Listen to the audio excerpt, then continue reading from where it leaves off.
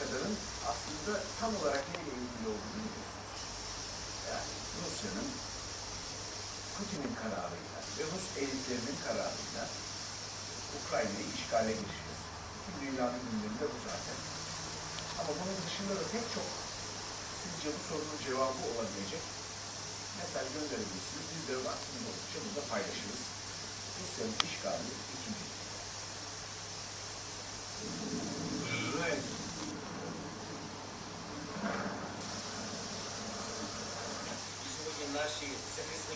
Yalnız kaldık. Kimse bizim için savaşmak istemiyor. Bizi NATO'ya almak istemiyor. Herkes korkuyor. Devletimizin müdafasında tek başımıza kalıyoruz.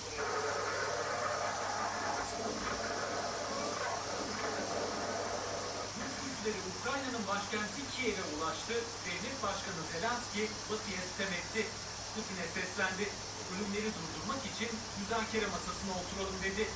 Rus lider ise Ukrayna ordusuna çağrı yaptı. Kiev yönetimini devirmelerini, böylece uzlaşmanın kolay olacağını söyledi.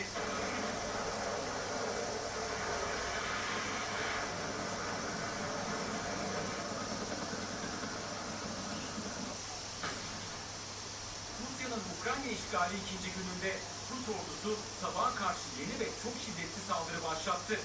Birçok kente onlarca füze düştü.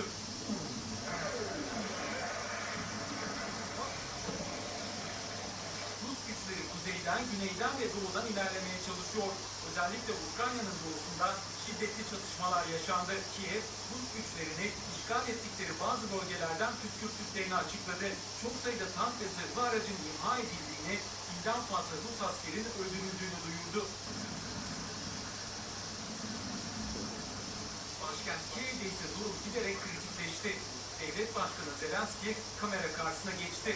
Yorgundu. Rus sabotaj timlerinin Kiev'e sızdığını söyledi. Düşman beni bir numaralı hedef olarak belirledi. İkinci hedef ailem dedi. NATO'ya, özellikle de Avrupa ülkelerine tepkiliydi. Kim bizimle savaşmaya hazır? Bunları görmüyorum. Kim Ukrayna'ya, NATO'ya katılma garantisi vermeye hazır? Hepsi korkuyor ve biz korkmuyoruz. Daha kararlı bir adım NATO'nun atması gerekirdi. Ama hala bir duruş, bir kararlılık ortaya konmayınca bu tabii Zelenski'nin de ifadesiyle sadece bize nasihat veriyorlar, herhangi bir destek vermiyorlar dediği gibi bir duruş ortaya koyuyor ki bu ne dostluğa ne dayanışmaya sığmaz. İlerleyen saatlerde Rus askerleri başkentin dış mahallelerine ulaştı. Rus tankları ve zırhlıları caddelerde göründü.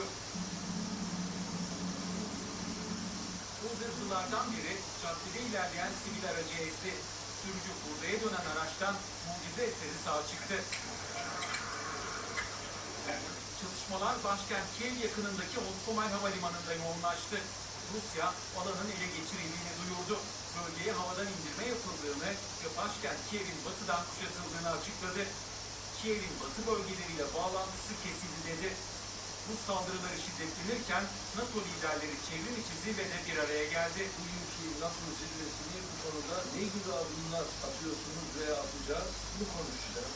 NATO'nun tavrıyla alakalı tavrımız biliyorsunuz çok net, açıktır. Yani sıradan bir kınama cümbüşüne dönmemek. Şimdi duyduğunuz, bundan sonraki günlerde duyacağınız şeyler haline geliyor. Bir kere sorunu ve yerini tanımak lazım.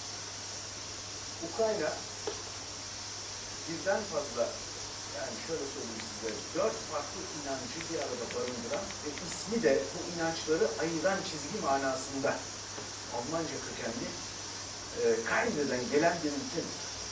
Farklı inançlar, bir tanesi farklı bir din. Ukrayna'nın başındaki devlet başkanı Yahudidir mesela, bilen var mı bilmiyorum. Onun dışında da Protestanlar, Katolikler, Ortodokslar var.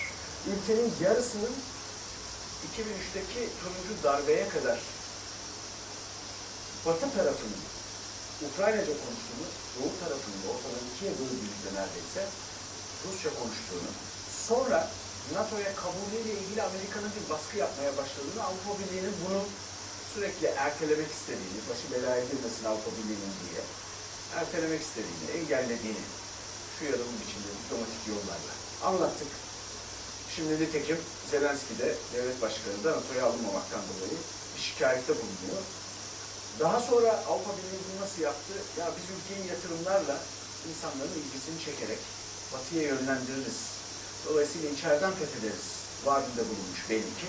Ama bu Rusya'yı bu Ukrayna meselesinde ürkütmeden yapılacak bir şeydi. Verilen söz öyleydi. Bunu beceremediler.